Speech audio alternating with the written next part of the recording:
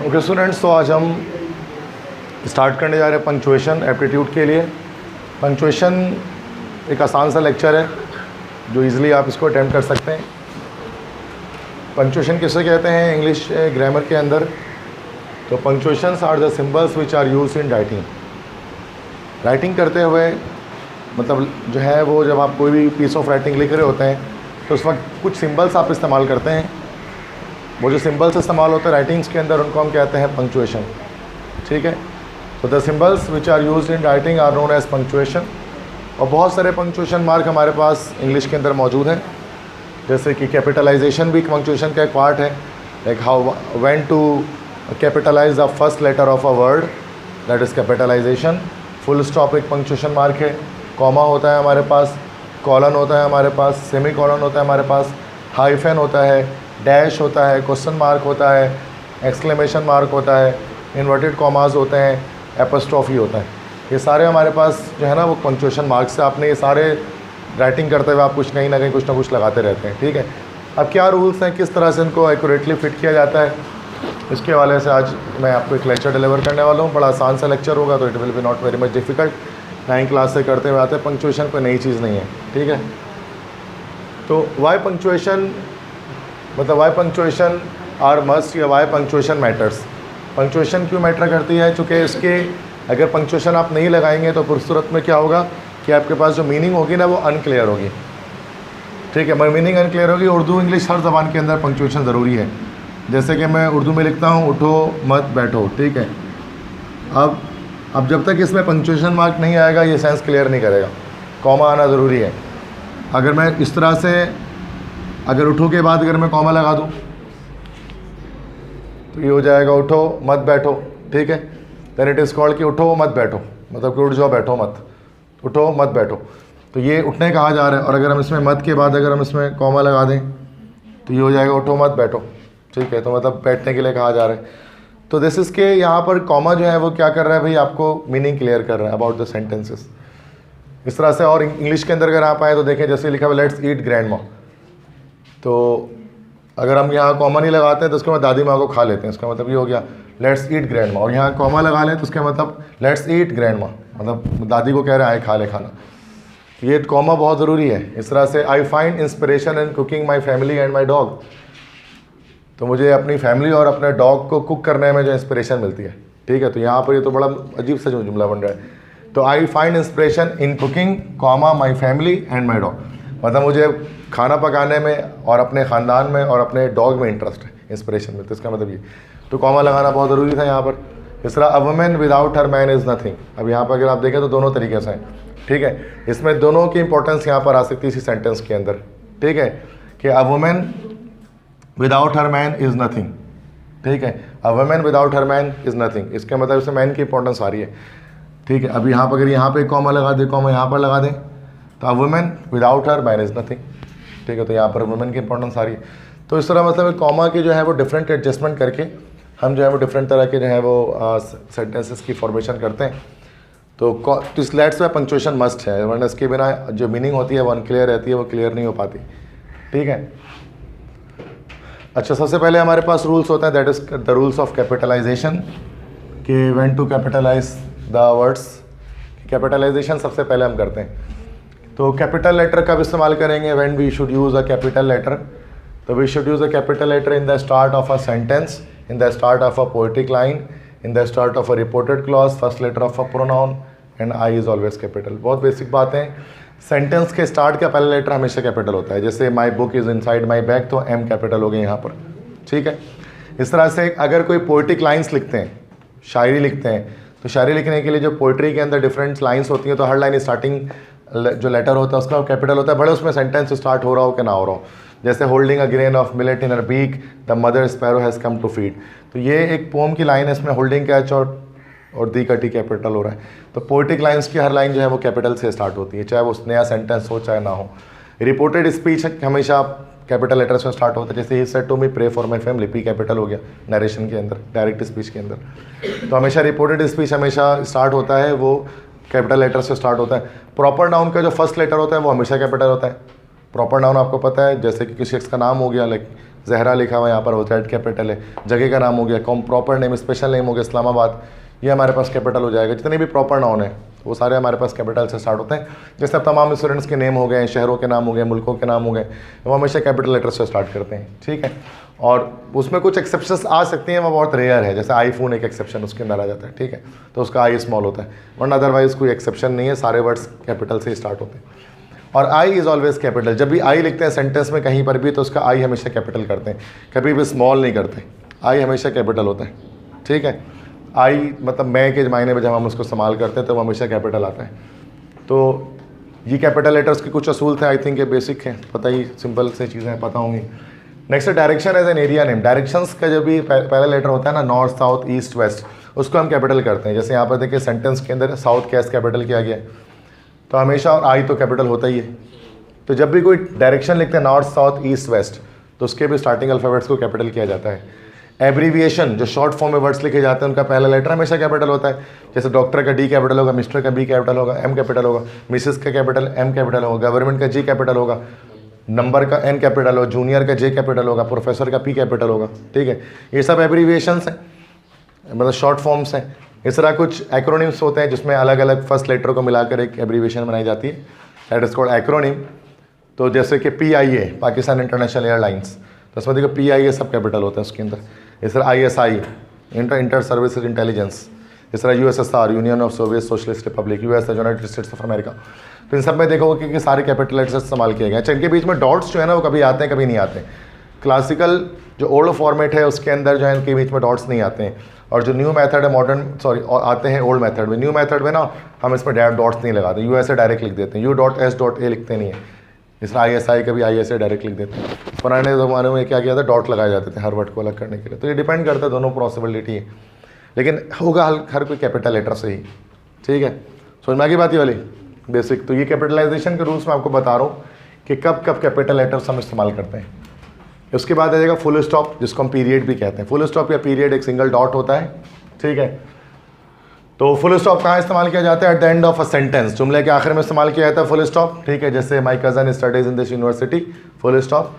तो यहाँ पर सेंटेंस के आखिर में यूनिवर्सिटी पे एक सेंटेंस एंड हो रहा है तो यहाँ पर फुल स्टॉप लगाए जा रहे हैं। इस तरह we use periods in abbreviations, acronyms, तो जैसे कि एब्रीविएशन में भी फुल स्टॉप लगाते हैं, जैसे USA USSR ये भी बताया था ओल्ड मेथड के अंदर। तो ये फुल स्टॉप के ये दो काम होते हैं, एब्रीविएशन में लगाते हैं और जुमला को ख़त्म करने के लिए लगाते हैं, सिंपल। क्वेश्चन मार्क थर्ड है, क्वेश्चन मार्क कब यूज़ करते हैं भाई, जब भी कोई सवाल इंटरोगेटिव सेंटेंस होता है तो क्वेश्चन मार्क इस्तेमाल किया जाता है। Have you attend dinner, can you pass this parcel to me, why are you laughing, सबके एंड में क्वेश्चन मार्क लगेगा। जो भी सवाल होते हैं, सवाली जुमले होते हैं, उनके लास्ट में क्वेश्चन मार्क आता है, सवाली निशान आता है। समझ में आ रही है बात, बहुत बेसिक बात है। Exclamation mark, exclamation mark after in interjection इस्तेमाल किया जाता है। इंटरजेक्शन मतलब इमोशन शोइंग वर्ड्स के आगे, hurrah, yahoo, alas, wow, oh my God, इस तरह के जो वर्ड्स हैं इनके आखिर में sign of exclamation, mark of exclamation use किया जाएगा। और exclamation mark is used at end of those exclamatory sentence which starts with what और हाउ। तो व्हाट और हाउ से जो एक्सक्लेमेटरी सेंटेंस स्टार्ट होते हैं उनके एंड में भी आता है, जैसे how foolish you are, what a nice car, इनके लास्ट में भी आप देख सकते हैं कि साइन ऑफ एक्सक्लेमेशन आ रहा होता है, ठीक है। तो व्हाट और हाउ से जो एक्सक्लेमेटरी सेंटेंस स्टार्ट होते हैं, जो फीलिंग्स को शो करने वाले सेंटेंस होते हैं। नेक्स्ट के exclamation mark is used eight the end of operative sentence. Operative sentence के एंड में भी एक्सक्लेमेशन मार्क को इस्तेमाल किया जाता है। ऑपरेटिव सेंटेंस किससे कहते हैं भाई, दुआइया जुमले को, ठीक है। जो दुआइया जुमले होते हैं ना जिसमें दुआ देते हैं, जैसे कि या फिर कोई विश बयान करते हैं, मे से स्टार्ट होता है, may you live long, may God bless you, may you get well soon. तो जो ऑपरेटिव सेंटेंस हो तो उनके लास्ट में भी साइन ऑफ एक्सक्लेमेशन आता है। या जो विश होती है वुड दैट से स्टार्ट होती है, would that I were rich, काश मैं अमीर होता, या would that I was in America, कुछ भी हो सकता है। तो वुड दैट से स्टार्ट होने वाले जुमले, मे से स्टार्ट होने वाले जुमले जो दुआ होते हैं उनके लास्ट में भी साइन ऑफ एक्सक्लेमेशन आता है। बस में आगे तो साइन ऑफ एक्सक्लेमेशन की सिंपल रूल्स है हमारे पास। इंटरजेक्शन में यूज़ करेंगे, व्हाट और हाउ से स्टार्ट होने वाले एक्सक्लेमेटरी सेंटेंस के साथ एंड में इस्तेमाल करेंगे, और ऑपरेटिव सेंटेंस में प्री और विश वाले जो सेंटेंसेस होते हैं उनके साथ इस्तेमाल करेंगे। क्लियर है तो मसला, नो इशू, ठीक है। अच्छा, उसके बाद कॉमा, कॉमा का रूल थोड़ा सा डिफरेंट होता है। कॉमा मतलब होता है शॉर्ट पॉज, एक छोटा सा पॉज। कॉमा सबसे मुश्किल पंक्चुएशन मार्क है, जो नहीं पता लगता कहाँ का इस्तेमाल करना है। तो कॉमा में गलती होती है नॉर्मली स्टूडेंट से, कॉमा कहाँ पे अप्लाई करना है, कहाँ नहीं करना। बाकी तो पंक्चुएशन मार्क इतने मुश्किल नहीं होते। तो comma is used between multiple words of same parts of speech. एक तो सबसे बेसिक चीज़ है। सेम पार्ट्स ऑफ स्पीच के मल्टीपल वर्ड्स आ जाएं तो उनमें क्या होगा कि हमारे पास कॉमा लगाएंगे हर एक वर्ड को सेपरेट करने के लिए। जैसे Jemima, Reham and Bushra are the spouses of Imran Khan, were the spouses mainly, Jemima Khan, Rehan Khan and Bushra का मानी काल है किस, तो वो तीनों स्पाउसेस थी जिसमें 2 से तो डाइवोर्स हो चुके हैं, एक से भी हैं। तो ये देखिए जेमेमा, रेहाम और बुशरा ये तीनों हमारे पास जो है वो they are the proper nouns, ठीक है। तो अब इसमें हमने क्या किया कि सेपरेट आउट करने के लिए कॉमा लगा, एंड वाले बस आखिरी वाले से पहले एंड लगा देते हैं। तो बहुत बेसिक है, बचपन से करते हैं। स्पाउसेस मतलब कि लाइक वाइफ, ठीक है। तो ये दोनों के लिए यूज़ होता है, हस्बैंड वाइफ दोनों के लिए। जैसे हस्बैंड और वाइफ के लिए दोनों के लिए स्पाउस का वर्ड इस्तेमाल कर सकते हैं, ठीक है। तो he is singing, walking and drinking cold drink, ठीक है। तो सिंगिंग और वॉकिंग और ड्रिंकिंग ये तीनों वर्ब आ रहे हैं, तो सिंगिंग और वॉकिंग से पहले कॉमा लगा दिया और बस वॉकिंग से ड्रिंकिंग से पहले एंड लगा दिया। बात समझ में आ गई? तो मसला इसमें पहला रूल, पहला यूज़ था, ये तो पता ही था आपको, ठीक है। समझ कोई क्लियर? यहाँ तक का मसला तो नहीं है।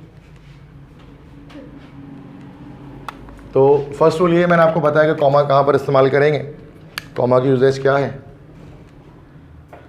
तो एक ही मतलब कि मल्टीपल वर्ड्स अगर एक ही पार्ट्स ऑफ स्पीच के आ जाए तो उनके लिए हम इस्तेमाल करते हैं कॉमा, ठीक है।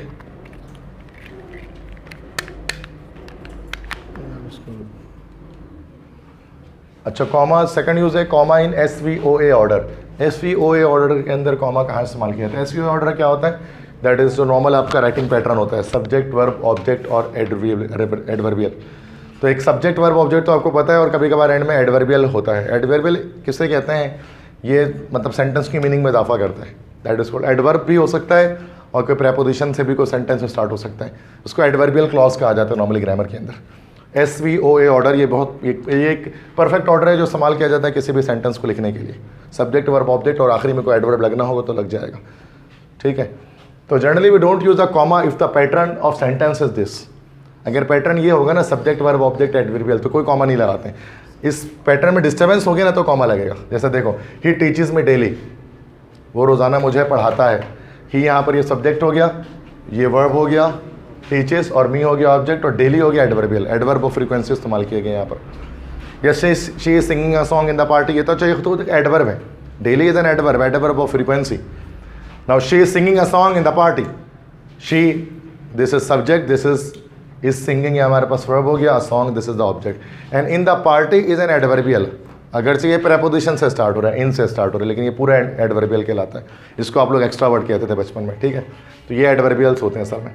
तो she is singing a song in the party, तो अब इसमें क्या है कि अगर ये SVOA ऑर्डर डिसमेंटल्ड हो जाए, बिखर जाए, आगे पीछे हो जाए, तो फिर आप कॉमा लगाते हैं एडवर्बियल के बाद। जैसे मतलब ही टीचेस में डेली, आप इसको ऐसे लिखते सकते हैं डेली ही टीचेस में, लेकिन जैसे अब इसको बोलेंगे तो कोई पॉज नहीं आएगा, ही टीचेस में डेली डायरेक्ट बोलना है, और बोले डेली ही टीचेस में, तो ये पॉज जहाँ पर आया ना एडवर्बियल के बाद, तो वहाँ कॉमा लगा देते हैं इस तरह से, ठीक है।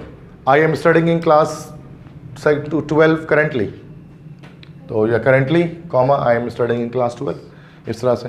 शी, अच्छा, in the party she is singing a song, तो यहाँ कॉमा आएगा एडवर्बियल के बाद, in the party she is singing a song, तो जहाँ पर पॉज आएगा वहाँ पर कॉमा लगा देंगे। तो इस ऑर्डर पे बात करें, SVOA ऑर्डर जब तक डिसमेंटल नहीं होगा तब तक कॉमा नहीं। जहाँ डिसमेंटल हो गया, बिखर गया ये एडवर्बियल को, जैसे आप पहले लगा दें तो नॉर्मली बहुत सारे बच्चे ऐसा करते तो कॉमा लगाना पड़ता है फिर, ठीक है। ये बहुत बेसिक बात है। तो कॉमा के यहाँ चुके हैं, पॉज आ जाता है फ़ौरन से। जब एडवर्बियल पहले आएगा जुमला खुद ही, जैसे डेली ही टीचेस में, खुद ब खुद पॉज आएगा, नेचुरल पॉज आएगा इसके अंदर। In the party she is singing a song, तो समझ में आ गई बात। सेकंड यूज़ क्या है कॉमा का? इस ऑर्डर को डिस्टर्ब करेंगे अगर तो सूरत में कॉमा लगेगा, एडवर्बियल पहले आ जाएगा। तो any problem? No issue. Slides तो मैं भेज दूंगा, तो ऐसा कोई मसला नहीं। अगर नहीं लिख पा रहे तो ठीक है, लिख पा रहे तो ओके एज वेल।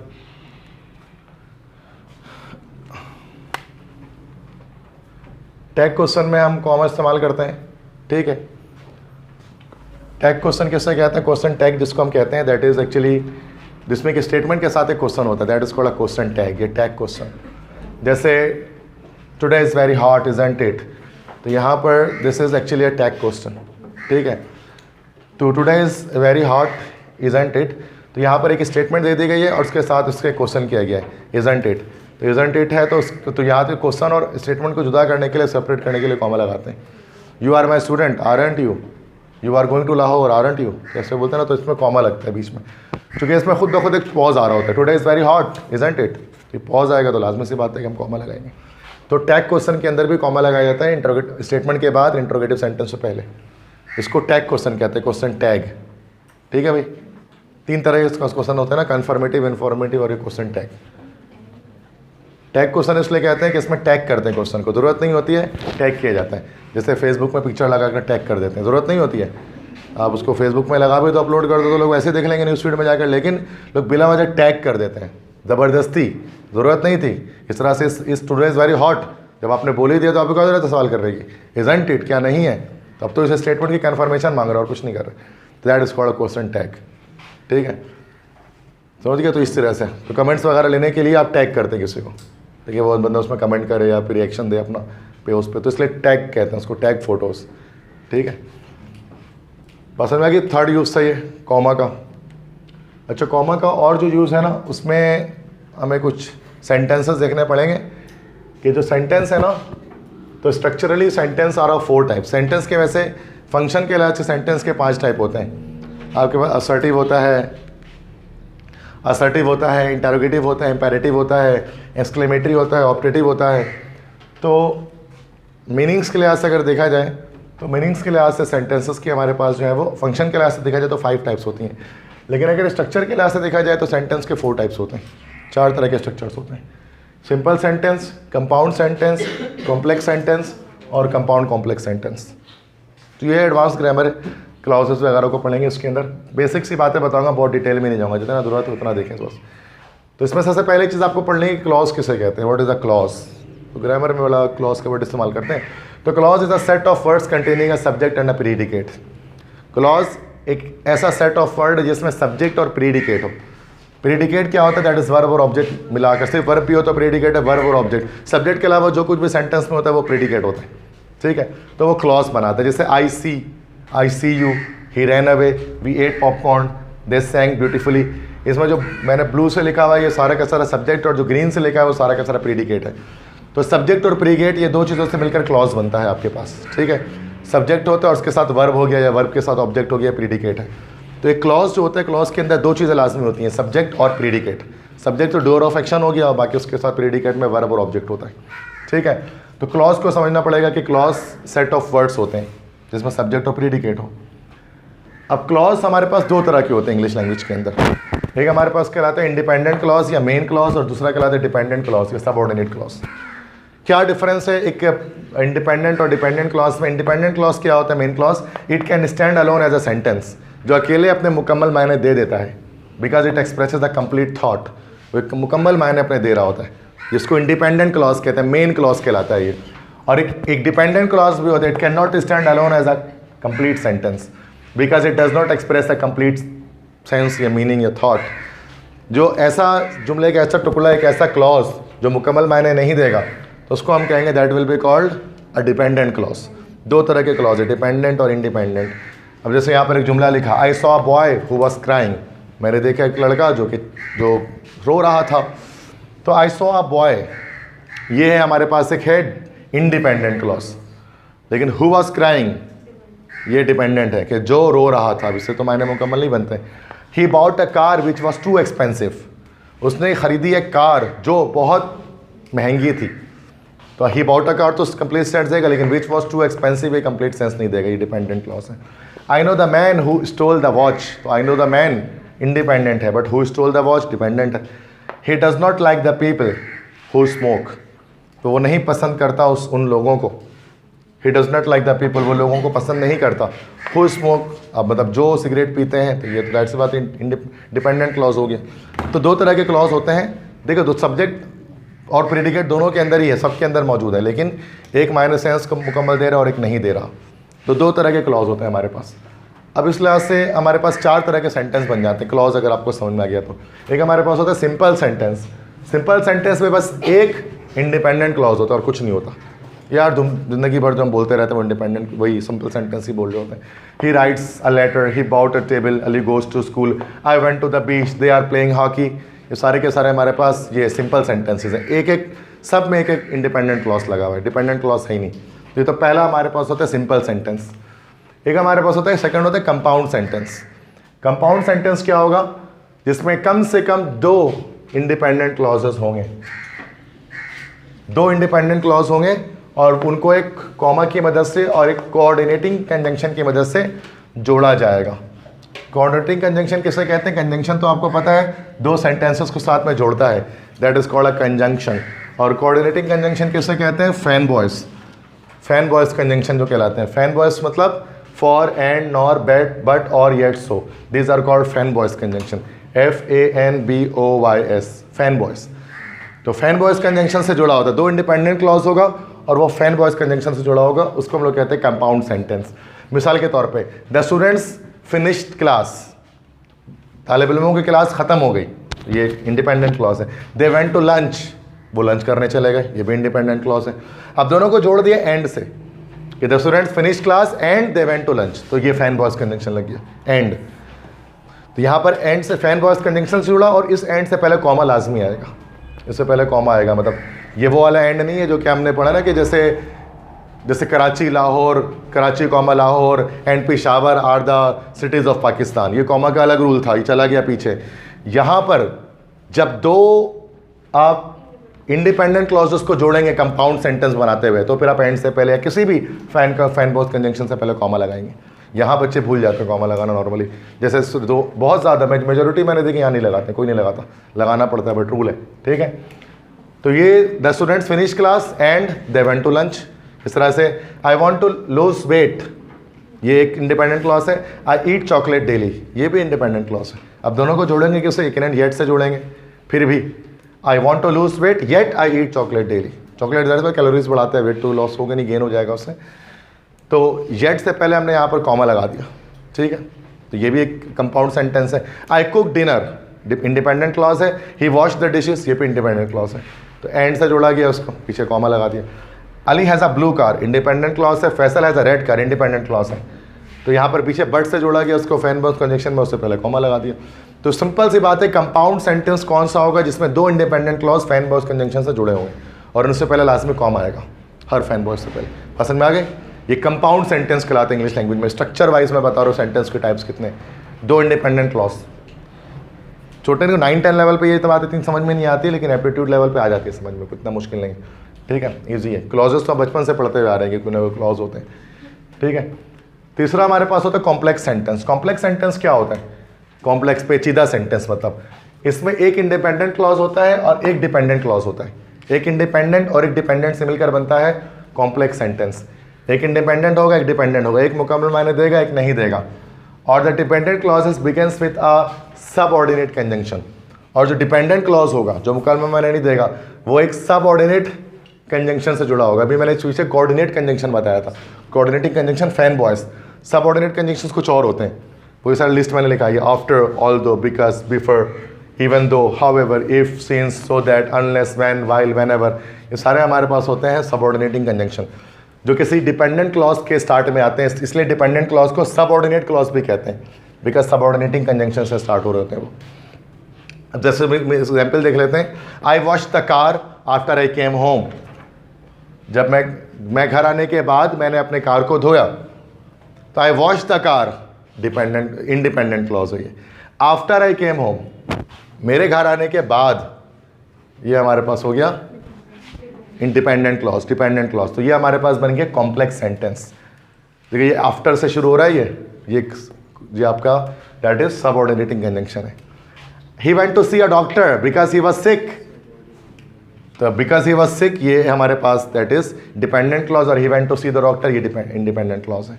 ये हमारा कॉम्प्लेक्स सेंटेंस कहलाता है, इसमें कॉमा वॉमा नहीं लगता। इस तरह सिंपल पैटर्न पे फॉलो करें, अगर इंडिपेंडेंट पहले लगाए डिपेंडेंट बाद में लगाए तो कॉमा नहीं होता। लेकिन अगर इसका रिवर्स कर लें इस पैटर्न को, ये बड़ा मशहूर है, आप इस क्लॉज को याद करते हैं, डॉक्टर के आने से पहले मरीज मर चुका था, the patient had died before the doctor केम, तो ये भी तो आपका कॉम्प्लेक्स सेंटेंस ही होता है। द पेशेंट हैड डाइड, ये से मुकम्मल सेंस देता है, डिपेंडेंट क्लॉज है, इंडिपेंडेंट क्लॉज है। और before the doctor came, doctor के आने से पहले, ये आपका जो होता है जो बचपन से पढ़ते हैं, ये आपका डिपेंडेंट क्लॉज है।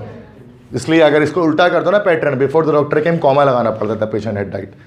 तो यहाँ पर when the cake is brown comma take it out of the oven, कि जब केक जो है वो ब्राउन हो जाए तो उसको ओवन से बाहर निकाल लें।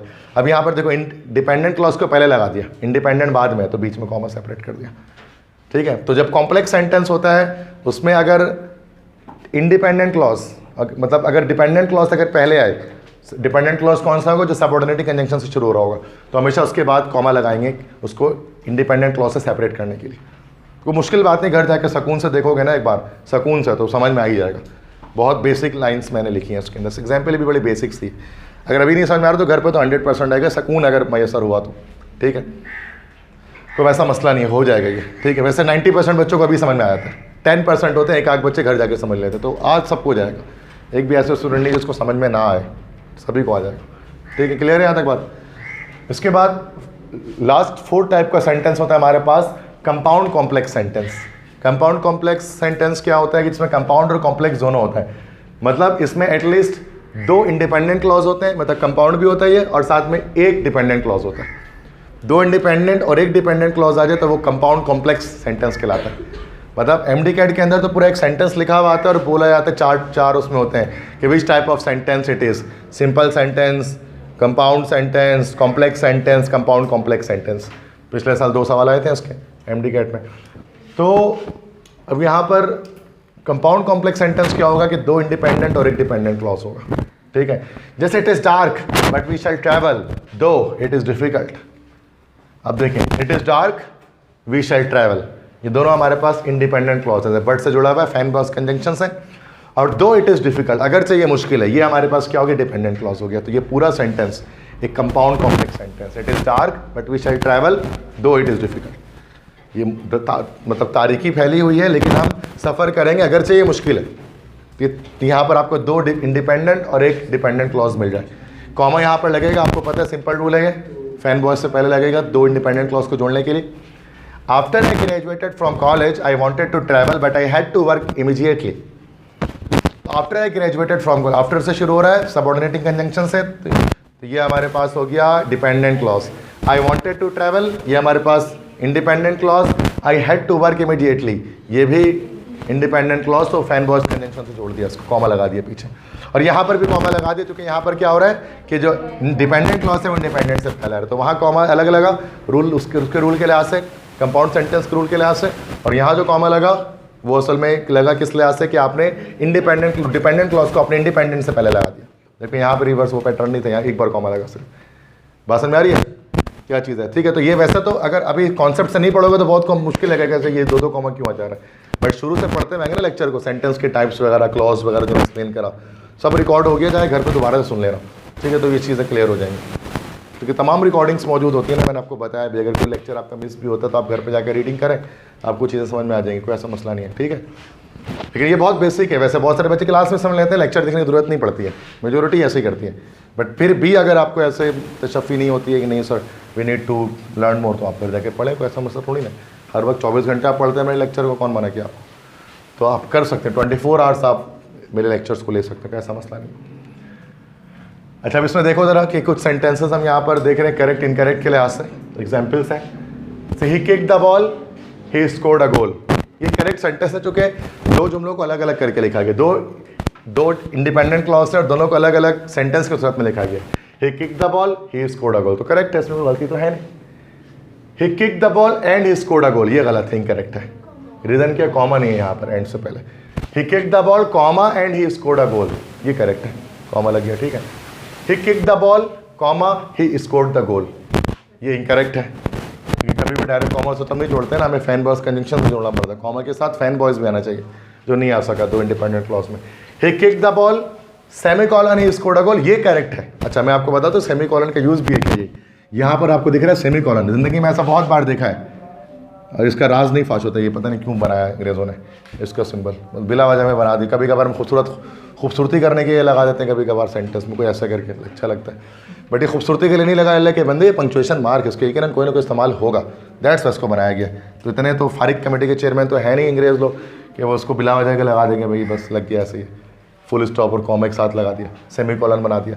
तो भाई सेमीकोलन किस लिए इस्तेमाल होता है पता है? अगर आप कोई जो है वो कंपाउंड सेंटेंस लिख रहे हैं और वहाँ आप फैन बॉयज कंजंक्शन इस्तेमाल नहीं कर रहे, तो आप उसकी जगह ये इस्तेमाल कर सकते हैं और करेक्ट होता है सेंटेंस। जैसे he kick the ball semicolon he scored a goal, ये करेक्ट है। ये एक फ़ायदा होता है सेमीकोलन का। फैन बॉयज आप हटा सकते हैं, अंडरस्टूड हो जाता है उससे फैन बॉयज। कॉमा नहीं लगा सकते, सेमीकोलन से जोड़ सकते हैं इन दोनों को, ये भी इंपॉर्टेंट बात है बड़ी, ठीक है। ये बहुत कम बच्चों को होता है, तो सेमी कॉलन का इस्तेमाल के बस यही एक इस्तेमाल है सेमी कॉलन का जो हम करते हैं मेजोरिटी में, ठीक है। ही किक द बॉल,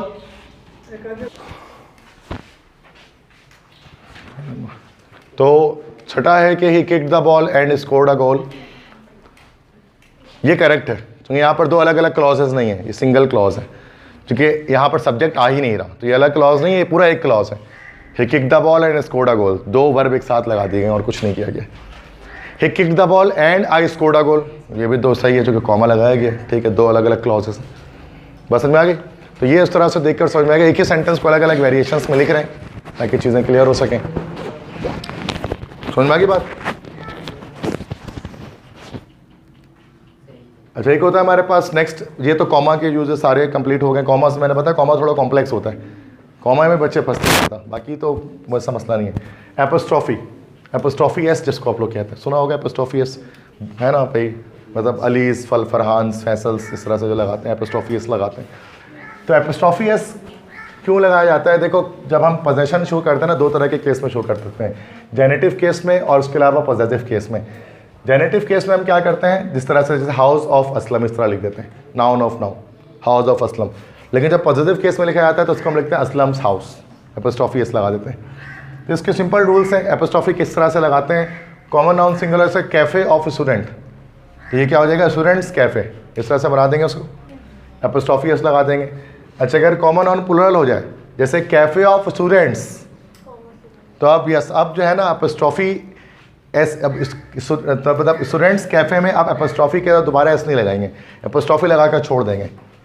बस समझ में आ गई। जैसे कि स्टूडेंट्स कैफ़े, अब एपोस्ट्रॉफी एस नहीं लगेगा इसमें, अगर प्लुरल आ जाएगा, लास्ट में एस आ रहा है तो इसमें तो लगेगा स्टूडेंट्स कैफ़े, बट इसमें स्टूडेंट्स कैफ़े, मतलब तालिब इल्म का कैफ़े, तालिब इल्मों का कैफ़े, दोनों में डिफरेंस है ना भाई।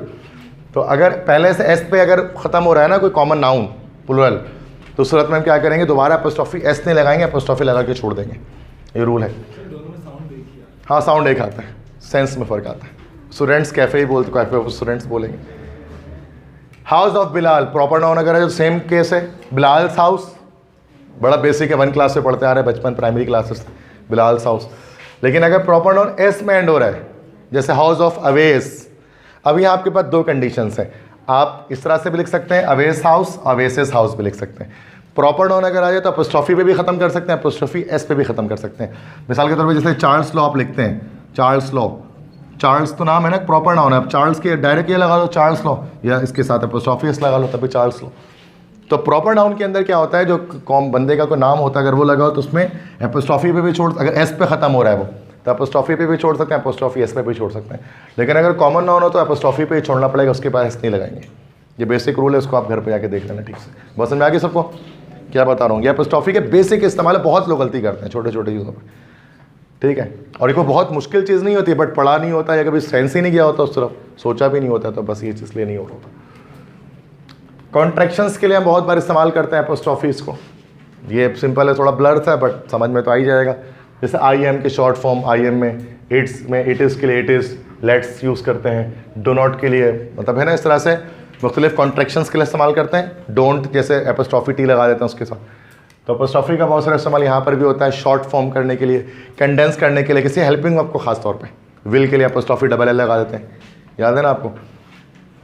Never use N apostrophe with positive pronoun, positive pronoun के साथ कभी भी एपोस्ट्रॉफी ना लगाएं, कभी भी नहीं। पॉजिटिव प्रोनाउन क्या होते हैं, जैसे हर्स, योर्स, इसमें कभी भी एपोस्ट्रॉफी नहीं लगता। जैसे बहुत सारे बच्चे गलती करते हैं ना, वो लिखते हुए ऐसे और लेटर को सिंसियरली योर्स या योर्स ओबीडिएंटली में आर के बाद एपोस्ट्रॉफी एस लगा देते हैं, ये इनकरेक्ट होता है, क्योंकि योर्स खुद ही एक पॉजिटिव प्रोनाउन है, पोजेशन ही शो कर रहा है, तो एपोस्ट्रॉफी एस की नीड ही नहीं है उसको, तो सिंसियरली योर्स, बट इस तरह से लिखेंगे। तो कभी भी योर्स ओबीडिएंटली, ओबीडिएंटली योर्स के अंदर एपोस्ट्रॉफी एस नहीं लगाना होता है, क्योंकि ये पॉजिटिव प्रोनाउन होता है, इसमें एस इसका ऑटोमेटिकली लगा हुआ है, इसमें एपोस्ट्रॉफी की नीड नहीं होती है। योर्स ओबीडिएंटली, इसमें पहली पोजीशन शो रहा है, तो उसमें और क्या जरूरत है एपोस्ट्रॉफी लगाने की, समझ गए बात मेरी। तो ये एक रूल है, इसमें एक्सेप्शन मैंने अलग से बनाया इस रूल को, ताकि ये भी गलतियाँ बच्चे से नॉर्मली होती हैं, जो सिंसियरली योर्स के अंदर, ओबीडिएंटली योर्स के अंदर एपोस्ट्रॉफी लगा देता है, जो इनकरेक्ट होता है, नहीं लगाना चाहिए, ठीक है। कंट्रैक्शन बात समझ में आ गई। अच्छा, the only time an apostrophe is use for it's is when it's a, मतलब कॉन्ट्रैक्शन ऑफ इट इज। देखो दोनों पॉसिबल, इट के साथ मसला ये कि दोनों इट्स पॉसिबल है, ये भी आपको पता ही होगा, 90% बच्चे जानते होंगे। ये भी इट्स सही वर्ड है, ये भी इट्स एक वर्ड है, बट ये जो है ना ये असल में इट इज़ की शॉर्ट फॉर्म है, और ये इट्स जो है वो पॉजिटिव प्रोनाउन है। जैसे इट्स अ नाइस डे, ये तो इट्स अ नाइस डे, अगर यहाँ पर अपोस्ट्रोफी नहीं लगाओगे ना तो ये गलत हो जाएगा, अपोस्ट्रोफी लगाना जरूरी है। It is a nice day, ठीक है, तो ये इट इज़ की शॉर्ट फॉर्म है। इस तरह it's your right to refuse the invitation, ये इनकरेक्ट है, तो इट इज़ योर राइट है ना, तो अपोस्ट्रोफी लगा, it's your right to be, it's been great getting to know you, ठीक है, करेक्ट है। मतलब इट इज़ की जब शॉर्ट फॉर्म करते हैं ना तो फिर अपोस्ट्रोफी लगा देते हैं, इट अपोस्ट्रोफी एस करके, जबकि ये भी एक अलग वर्ड है, ठीक है, बस समझ में आ गया। तो इट इज़ तो यहाँ पर लगा सकते हैं अपोस्ट्रोफी इस पॉजिटिव प्रोनाउन में, ये एक्सेप्शन है, बट यहाँ पर ये पोजेशन शो नहीं कर रहा, ये शो कर रहे हैं इट इज़ की कॉन्ट्रैक्टेड फॉर्म, बस समझ में आ गई। इसके बाद हमारे पास है इन्वर्टेड कॉमास। तो इन्वर्टेड कॉमास हम कब इस्तेमाल करेंगे? इन्वर्टेड कॉमास कोटेशन मार्क्स पे जिनको हम कहते हैं, तो सिंगल स्टाइल डबल स्टाइल दो तरह के होते हैं उसमें, और दोनों एक्सेप्टेबल हैं। सिंगल स्टाइल मतलब सिंगल इस तरह से कुछ बच्चे लगाते हैं यूँ करके, और कुछ बच्चे दो दो लगाते हैं, दोनों एक का एक ही सेंस है, they both have the same sense, मतलब कोई अलग अलग चीज़ें नहीं है, सिंगल लगा दोगे डबल कोटेशन मार्क्स लगा दो, दोनों सेम। तो it is in general inverted commas are used to add intended meaning to mark a specify word or phrase in a discourse, these are called scare quotes. Scare quotes पहला use है, scare quotes. Scare quotes may serve to hold up a word for inspection. They are excessively used with their multiple functions like irony, pun, doubt, slang, technical terms, etc. मतलब किसी एक word को explain करने के लिए, उसको prominent करने के लिए, उसको हाईलाइट करने के लिए हम क्या करते हैं, एक इन्वर्टेड कॉमास में चीज़ों को लगा देते हैं। मान लो जैसे कि अब मैं एग्जाम्पल में लिखता हूँ, स्केयर कोट्स कहते हैं, पहला इस्तेमाल इन्वर्टेड कॉमास का। जैसे अवर पॉलिटिशियंस आर एक्सट्रीमली पियस, ये एक आयरनी है, आयरनी मतलब तंज है, ये एक, ठीक है, एक आयरनी एक तंज है कि हमारे सियासतदान बेहद ज़्यादा मुत्तकी और परहेजगार हैं। तो पियस जो यहाँ पर लिखा गया ना, इन्वर्ट कॉमा में डाला इसलिए गया कि इस पे मैं तंज कर रहा हूँ, इस वर्ड पे, ऐसे है नहीं वो, मतलब इसका मतलब ये, तो ये स्केयर कोट्स कहलाते हैं उसमें। तो कभी कभार ऐसा लिखते हैं ना इस तरह इन्वर्ट कॉमास के अंदर कोटेशन मार्क में, बताने के लिए कि या तो इसके या तो उसको प्रोमिनेंट हाईलाइट कर रहे हैं, या बता रहे हैं कि ये वर्ड मैंने बदले में किसी और वर्ड का इस्तेमाल किया, वो बोल नहीं सकते, ठीक है, सिंपल। जैसे नंबर 1 आर्मी जैसे बोलते हैं, तो पाकिस्तान की आर्मी बोलते हैं नंबर 1 आर्मी, तो नंबर का मतलब कुछ और होता है वो, तो वो बोल तो नहीं सकते उनके खिलाफ कुछ हम ऐसा, ओके, लेकिन इस तरह से हम कर सकते हैं, छोटे मोटे इस तरह के मीम्स वगैरह के सिस्टम में कर देते हैं, ठीक है। तो chemical grammar presents the formularies of English grammar in the most, तो किसी किताब का नाम है तो वो इस तरह इन्वर्टेड कॉमास के अंदर डाल देते हैं। Many experts were called for consultation, ये भी आयरनी है कि बहुत से माहिरीन को बुलाया गया मशवरे के लिए, मतलब वो एक्सपर्ट्स नहीं थे, वो नो वाइस थे, तो एक्सपर्ट्स को इन्वर्ट कॉमा के अंदर डाल दिया गया कि आयरन, ये भी तंज कर रहे हैं एक्सपर्ट्स पर। We ate samosas at Nirala Sweets Multan.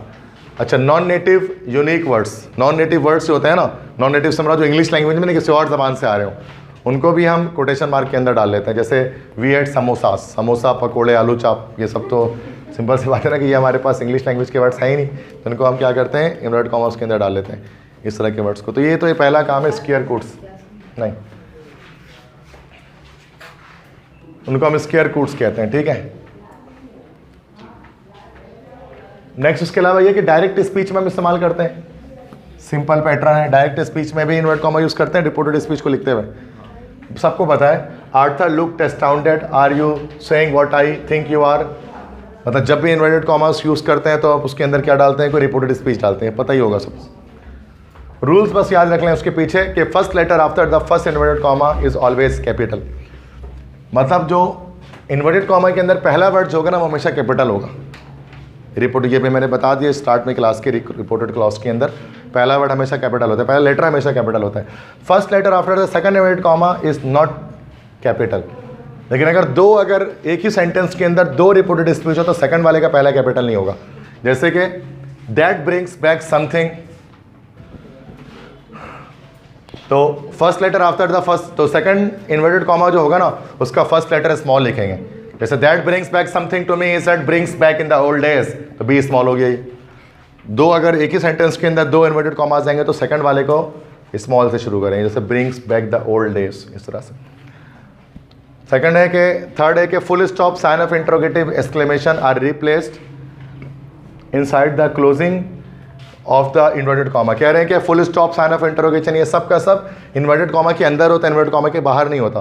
Full stop लगाना है तो इन्वर्टेड कॉमा के अंदर लगेगा, क्वेश्चन मार्क लगाना है इन्वर्टेड कॉमा के अंदर। बहुत सारे बच्चे इन्वर्टेड कॉमा के बाहर लगा देते हैं फुल स्टॉप, क्वेश्चन मार्क, कोई और साइन ऑफ एक्सक्लेमेशन, तो ऐसा नहीं है। तो थर्ड रूल में मैं बता रहा हूँ कि हमेशा अंदर ही लगता है रिपोर्टेड स्पीच के। After comma first letter of the first word is uncapitalized. Comma के बाद first letter first word capitalize नहीं होता आफ्टर द कॉमा। जैसे कि यहाँ पर जो है वो, जैसे हमने कहा ना ही अनसर्ड मिलेगा तो ही स्मॉल कर दिया हमने, उसमें कैपिटल नहीं होगा।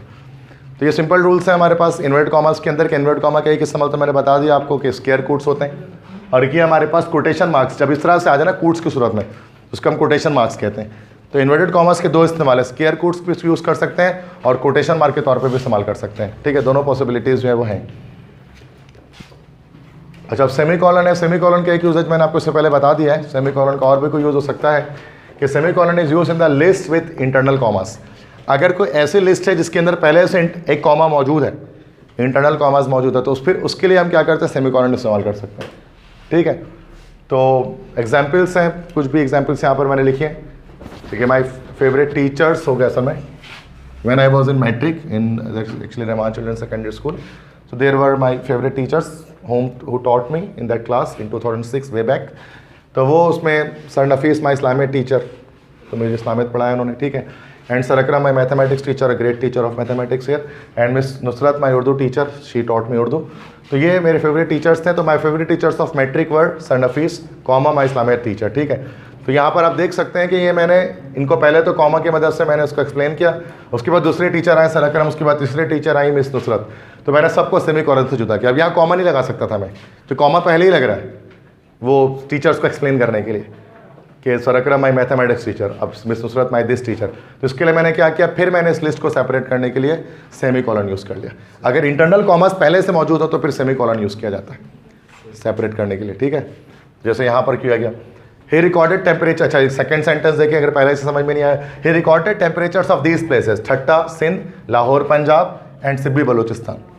तो ठट्टा जो कि सिंध में है, और लाहौर जो कि पंजाब में है, और सिब्बी जो कि बलूचिस्तान में।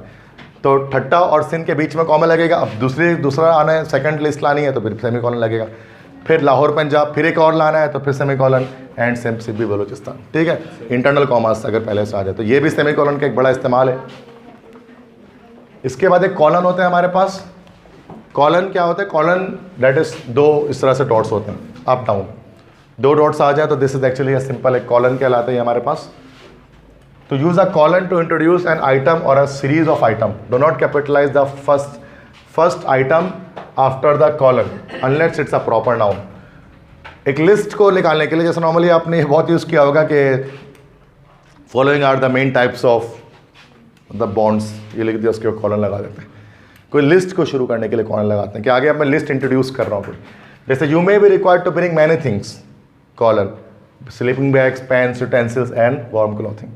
यहाँ पर आप देख सकते हैं कि कॉलन लगाएंगे लिस्ट शुरू करने के लिए। I want the following items, butter, sugar and floor, colon लगाएंगे। तो पहला इस्तेमाल तो ये हो गया लिस्ट को शुरू करने के लिए, हेडिंग वगैरह के लिए, इसलिए हेडिंग के बाद कॉलन लग रहा होता है नॉर्मली। एक लिस्ट स्टार्ट हो रही होती है उसके बाद। कॉलन में आल्सो भी replaced a comma in direct speech. Dialogues के अंदर आपने देखा होगा कि कॉमा की जगह पर कॉलन भी इस्तेमाल करते हैं। The host made an announcement, colon, you are all staying for dinner. जैसे आपने ड्रामे वगैरह पढ़े ना कभी, तो हर डायलॉग के साथ एक सेमी कॉलन, वो कॉलन लगा होता है, हर एक शख्स के नाम के साथ कॉलन, फिर उसके डायलॉग होता है। ये इस तरह से मतलब कॉमा की जगह सेपरेट, क्या मैं कॉमा की जगह पर कॉलन यूज़ कर सकते हैं। Colon is use to separate hour and minutes in a watch. ये भी बड़ा बेसिक है। घड़ी के अंदर क्या होता है, 11:18 होते हैं, 11 और 18 के बीच में कॉलन लगा हुआ होता है। सिंपल है, तो बिल्कुल सिंपल यही चीज़ है कि आवर और मिनट को सेपरेट करने के लिए घड़ी के अंदर, डिजिटल वॉच की बात, एनालॉग में नहीं चेक कर लेना, उसमें तो घूम रहा होता है। मैं एक डिजिटल वॉच की बात करूँ, उसमें कॉलन से सेपरेट करते हैं, ठीक है। बस में आगे कॉलन की यूज़ बहुत बेसिक इस्तेमाल मैंने डाले, कोई सब मुश्किल तो है नहीं किसी में। हाइफन, हाइफन किसे कहते हैं, हाइफन एक छोटा सा डैश होता है, small dash is called hyphen. तो hyphen is use to join words or parts of words. Use a hyphen to make a compound modifier, adjective with gerunds and even elaborate noun formations. Words को join करने के लिए, दो छोटे छोटे word को join करने के लिए हाइफन यूज करते हैं। जैसे father in law, father in law, इन दोनों को मिक्स करके हमेशा इस तरह son in law, daughter in law, brother in law, sister in law, सब में लिखा होता है इस तरह से हाइफन डाल के। कमांडर इन चीफ, CINC, उसमें भी लिखा होता है कमांडर इन चीफ, तो बीच बीच में हाइफन लगा हुआ होता है। इस तरह मिसेस नो इट ऑल, मतलब मिसेस नो इट ऑल मतलब वो खातून जो सब कुछ जानती हैं, ठीक है। मिसेस नो इट ऑल मतलब जो पूरे गली की खबर रखती हैं, that is called Mrs know it all, मतलब जिसको सब पता है कि इस घर में क्या चल रहा है। तो नो इट ऑल में हम क्या करते हैं, जो एक ही वर्ड है पूरा, वेल टू डू सिटीजन, तो वेल टू डू, तो वेल टू डू में भी तो load bearing walls, fast acting medication, looking अच्छा beautiful looking flower, meat fat cats, factory made, तो ये सारे इसमें देख सकते हैं कि हाइफन लग रहा है 2 वर्ड्स को जोड़ने के लिए, ठीक है, ऐसा आपने देखा होगा। नेक्स्ट है hyphen is use for writing fractions, fractions को लिखने के लिए भी बीच में हाइफन लगाते हैं, जैसे 1/4, 2/3, 3/4, 1/4, इसके बीच में भी लगा होता है हाइफन, छोटा सा डैश होता है हाइफन जिसको हम कहते हैं। समझ की बात, 2 यूज़ हैं बस, ज़्यादा तो नहीं है इसके। अब डैश पे बात करते हैं, डैश क्या है, हाइफन और डैश बच्चे ना कंफ्यूज हो जाते हैं, हाइफन और डैश अलग अलग चीज़ें। देखो होता है हाइफन होता है, एक हाइफन होता है, एक डैश होता है, डैश थोड़ा लंबा होता है, और एक अंडर स्कोर होता है, वो नीचे लगता है, वो ईमेल आईडी वगैरह बनाने के लिए होता है अंडर स्कोर, वो अंडर स्कोर नीचे लग रहा होता है, नीचे डैश जैसा लंबा सा होता है, कंप्यूटर में लगता है वो। अंडर स्कोर का नॉर्मल डेली लाइफ में कोई काम नहीं होता, ये कंप्यूटर में इसका काम है अंडर स्कोर का। बाकी ये है कि हाइफन और डैश दोनों में फ़र्क होता है, हाइफन छोटा सा होता है, डैश थोड़ा बड़ा होता है उससे, बल्कि ज़्यादा बड़ा होता है काफ़ी, ठीक है। तो डैश का इस्तेमाल क्या है, बच्चे की समझते हैं एक ही चीज़ है हाइफन डैश, तो अलग अलग चीज़ें, हाइफन का इस्तेमाल अलग है, डैश का अलग है। अच्छा डैश में भी अगर हमारे ना तो 2 डैश है, एन डैश और एम डैश। एन डैश और एम डैश से मुराद कि जैसे एन लिखा और एम लिखा, अब जैसे कि नॉर्मली आप देखते हैं इसमें कि जैसे आप वो करते हैं ना, अरबी में पढ़ते हैं ना, मद होती है, छोटी मद बड़ी मद, कहते हैं 3 अलिफ वाली और 5 अलिफ वाली, ऐसे कुछ है ना। 3 अलिफ वाली मद 3 अलिफ तक खींचना पड़े तो वो छोटी मद है, 5 अलिफ तक खींचना पड़े तो वो बड़ी मद है। आप सही बैठने दें,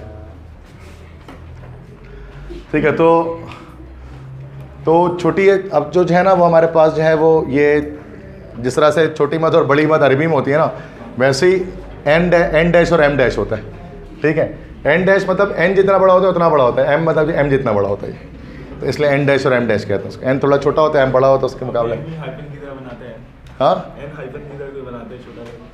हाँ ऐसा भी हो सकता है, लेकिन एंड मतलब ये देखो, ये तो हाइफन तो बहुत छोटा सा होता है, ये जैसे एन डैश है तो ये एम डैश है। तो डैश 2 तरह के, दोनों का इस्तेमाल अलग है, एम डैश का अलग, एन डैश का अलग, बड़े डैश का अलग इस्तेमाल है, छोटे डैश का अलग, हाइफन तो उससे भी छोटा होता है, ठीक है। तो एम डैश का भी इस्तेमाल करते हैं, it is longer than a hyphen and it is commonly used to replace parenthesis at the end of a sentence, its length equals the end length of an em. Bracket को separate करने के लिए, bracket को हटाने के लिए उसको इस्तेमाल करते हैं। ब्रैकेट में किसी चीज़ को एक्सप्लेन कर रहे होते हैं, स्मॉल ब्रैकेट के अंदर, पैरेंथेसिस के अंदर, जैसे after a split second of hesitation the second baseman lipped for the ball और रेदर लिम्प्ड फॉर इट। तो यहाँ पर ये मतलब without after split second of hesitation, थोड़े से तजब्जुब के बाद, तो सेकंड बेसमैन जो है वो बॉल के लिए उसने लीप किया, छलांग लगाई, और रेदर लिम्प्ड फॉर इट, या देखा जाए तो उसने इसके लिए क्या किया, लिम किया, मतलब उसके लिए उसने लिम कर लिया, पूरा लंगड़ाया वो उसके लिए। अब यहाँ पर जो इसके एक्सप्लेन किया जा रहा है, यहाँ पर इस वाली लाइन को, पीछे वाली लाइन को एक्सप्लेन कर रहे हैं, मतलब उसने सिर्फ छलांग ही ना लगे बल्कि उसने लंगड़ाते हुए वो किया उस तरफ। अब यहाँ पर इसमें इसकी जगह पर हम यहाँ डैश लगा सकते हैं, लंबा से एक डैश लग के भी आगे वर्ड लिखा होता है, बहुत बार आपने किताबों में ऐसा पढ़ा होगा। तो ये लंबा डैश मतलब ये होता है कि इस पिछले वाली बात की एक्सप्लेनेशन हो रही है, ब्रैकेट की पैरेंथेसिस जो स्मॉल ब्रैकेट की जगह ले रही है, इसको एम डैश कहते हैं। तो एम डैश का इस पर ही इस्तेमाल, और कहीं इस्तेमाल लंबा सा डैश लगा होते हैं कभी कभार लाइन में। एन डैश किसे कहते हैं, en dash is often used to indicate spans of time और range of number, its length is equal to the length of N.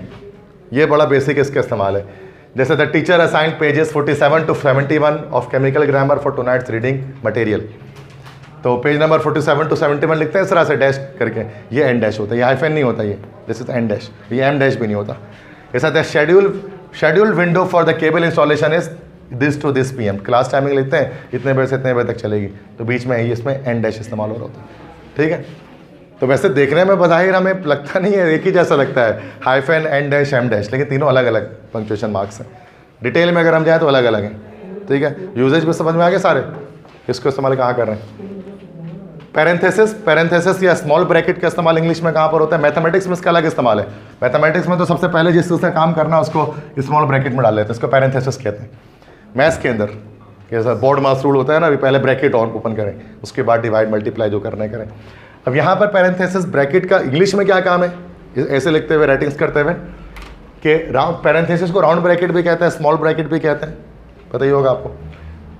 तो parenthesis always use in pair, हमेशा पेयर में इस्तेमाल होता है, कोई नई बात नहीं थी, ठीक है। तो पेयर जोड़ी में लगता है, कोई ऐसा नहीं कि शुरू कर दिया ब्रैकेट क्लोज ही नहीं किया, तो ये तो गलत बात है ना, क्लोज तो होना ही है, नहीं तो आपके सर में दर्द पकड़ते रहेगा जब तक क्लोज नहीं होगा। कुछ लगेगा आपको, नहीं यार बहुत मसला हो गया इसके अंदर, ब्रैकेट खोलोगे तो क्लोज भी करोगे, ब्रैकेट ओपन क्लोज दोनों होगा, तो हमेशा पेयर में इस्तेमाल करेंगे। Allows the writer to provide additional information, वही एडिशनल, वही डैश की जगह पर, एम डैश की जगह पर इस्तेमाल करेंगे।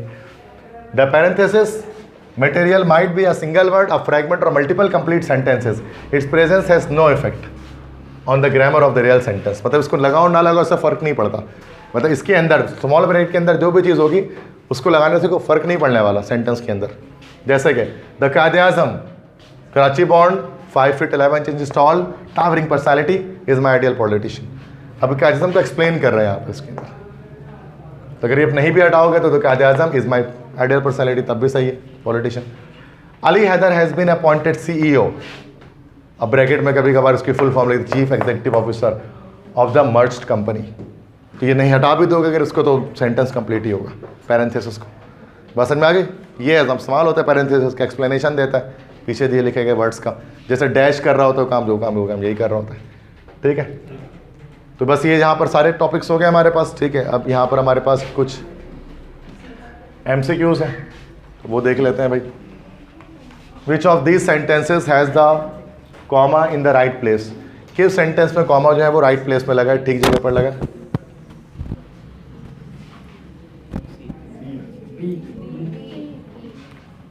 बी में, यस ठीक है, क्योंकि यहाँ पर ये comma just same parts of speech को सेपरेट कर रहा है, तो एंड से पहले कॉमा नहीं आएगा इसमें, बी ऑप्शन करेक्ट है। Which of these sentences has both comma in the right place, वही कॉमा बताएं सही जगह पर किस पे लगा हुआ है?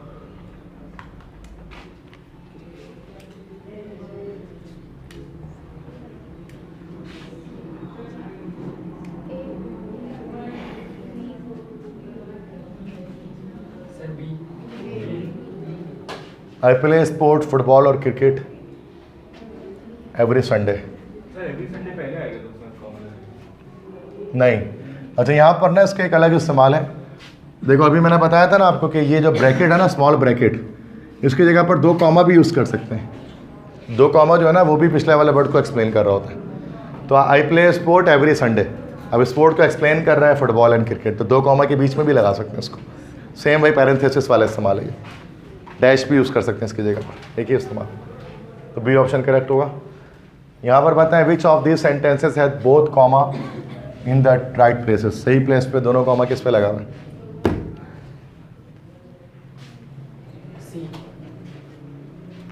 सी पे लगा हुआ है। School which had only just open burn down, ठीक है, गुड, सही सही कह रहा हूँ। This sentence is correct, correct है कि नहीं? Jupiter's moons are very small,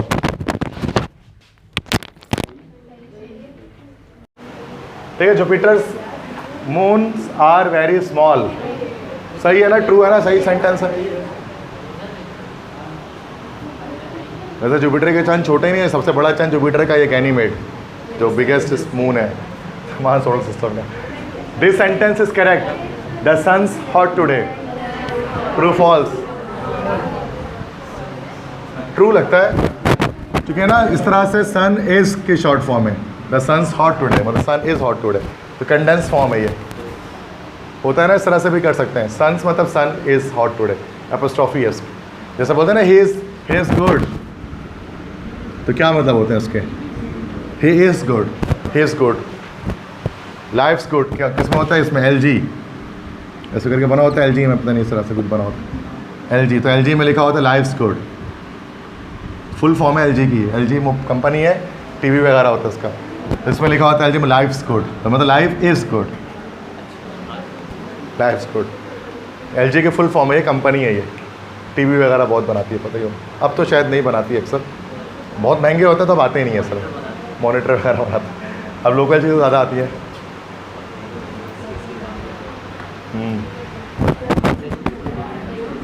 this sentence is correct, your T is getting cold. क्या करेक्ट है क्या ये? फॉल्स है। तो योर नहीं है, यू आर हो गया, you R T is getting cold, तो ये गलत हो गया है, तो कंडेंस फॉर्म सही नहीं लगी। बड़ा आसान है ये तो। Which of these sentences has the right number of commas with each comma in the right place. वही कॉमा बताने सही जगह पर कहाँ लगा, करेक्ट कॉमा कहाँ यूज़ हुआ?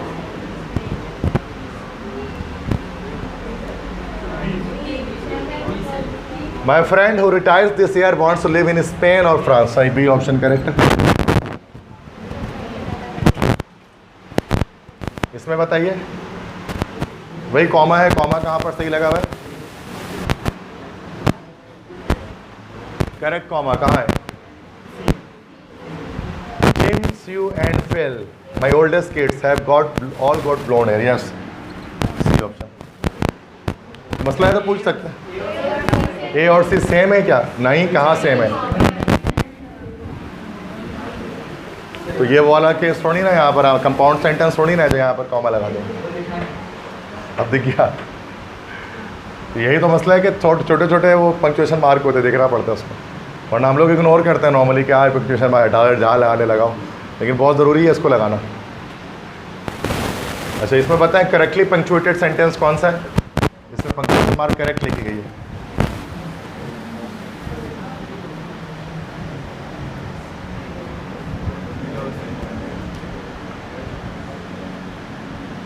One two three four.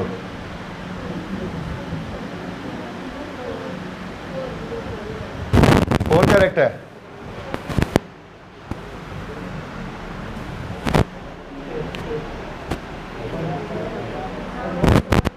One तो ऐसी गलत हो गया, टी स्मॉल है इसका। अच्छा,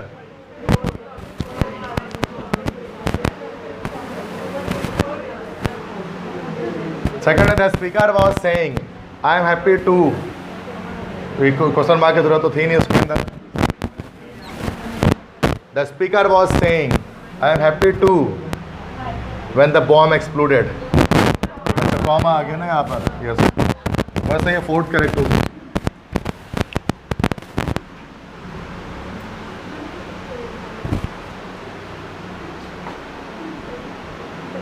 अच्छा, यहाँ पर ये इस तरह से भी यूज़ किया जा सकता है, डैश यूज़ किए गए ना, इनकम्प्लीट वर्ड्स के लिए भी इस्तेमाल करते हैं। मतलब जो स्पीकर था वो कह रहा था आई एम हैप्पी टू, मैं आपको बताते हुए खुश हूँ कि व्हेन द बॉम्ब, उसी वक्त बम धमाका हो गया, तो बोल ही नहीं पाया बेचारा, वो अल्लाह को प्यारा हो गया। हैप्पी टू आखिरी वर्ड्स हैं उसके, ये तो वो मतलब लबों पे बात रहेगी उसके। आई एम हैप्पी टू के इसलिए वो डैश लगा होता समटाइम्स। तो बहुत बार ऐसा होता है कंप्लीट सेंटेंस उसके बाद है, जैसे होता है ना, उसमें डैश लग जाते हैं आगे। ये बताएं करेक्टली पंक्चुएटेड कौन सा सेंटेंस इसके अंदर है?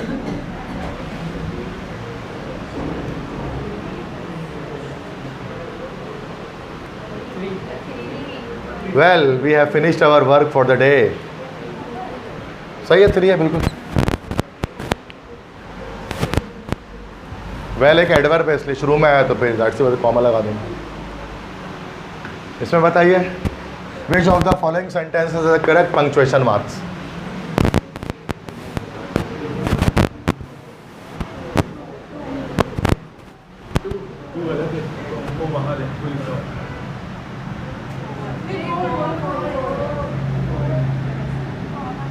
द मिनिस्टर सेड, कॉमा नहीं है ना, मिनिस्टर। देख लेता हूँ, the minister said comma elections will be held in MP Bihar, नहीं इसमें उसके बाद आ गया ना, तो ये भी गलत हो गया। अब क्या बचा?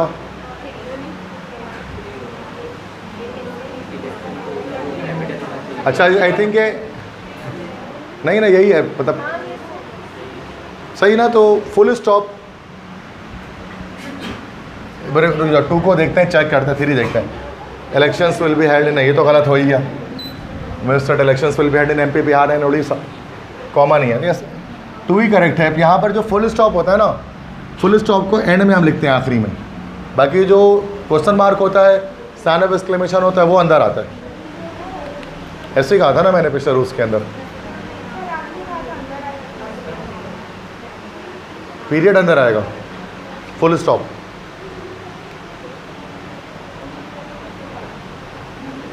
ये सूरत में होगा जब दो रिपोर्टेड स्पीच अगर आ जाएंगे तो पहले रिपोर्टेड स्पीच के शायद अंदर आएगा, सेकंड वाले के बाहर आएगा। ये रूल है असल में। वहाँ पर शायद वो चीज़ दोबारा से देखना तो तुम्हें दिख जाएगा उसमें, ठीक है। दो रिपोर्टेड स्पीच आ जाए ना, दो इन्वर्टेड कॉमास आ जाए तो पहले वाले में अंदर आएगा, दूसरे वाले में बाहर आएगा इस तरह से। तो वरना और कोई ऑप्शन बनेगा ही नहीं इसका, फिर गलती है। तो वो पीछे पीछे नहीं जा, देख लेना खुद को, या फुल स्टॉप को अंदर कर लेना, फिर तो चारों गलत हो जाएंगे ना। अंदर कर लेना चुपचाप से, क्या पता ये सवाल ही गलत लिखा हो, ठीक है, कुछ भी हो सकता है। Which of the following sentences is correctly punctuated, बताएं।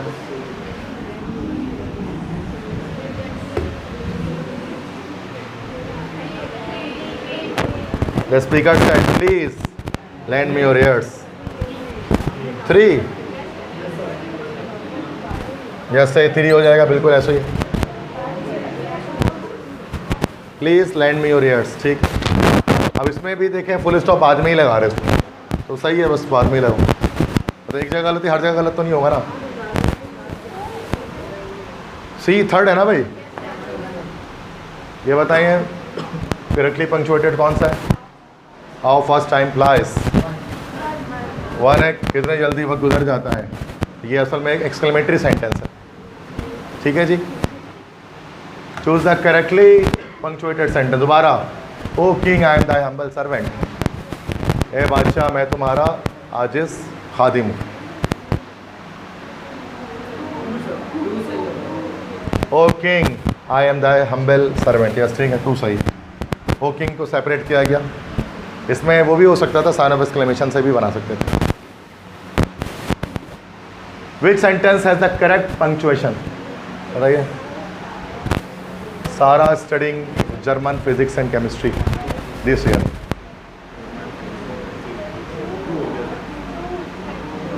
To, Sara is studying German physics and chemistry this year. Yes, 2 correct.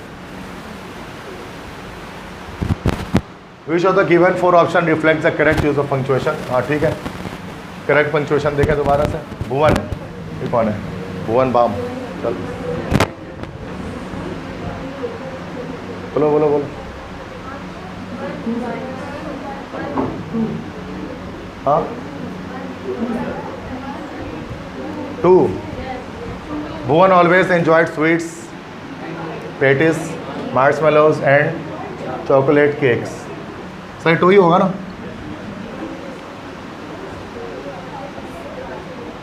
इसमें बताइए पंक्चुएशन करेक्ट किसमें।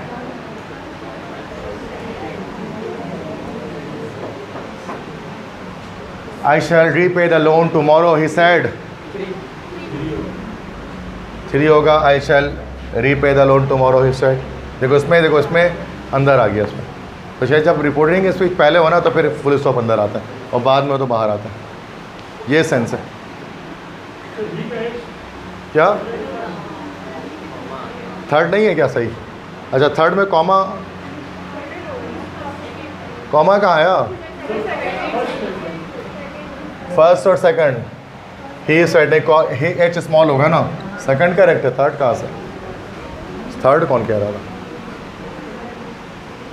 तो देखें इसमें कौन से पंक्चुएशन करेक्ट है।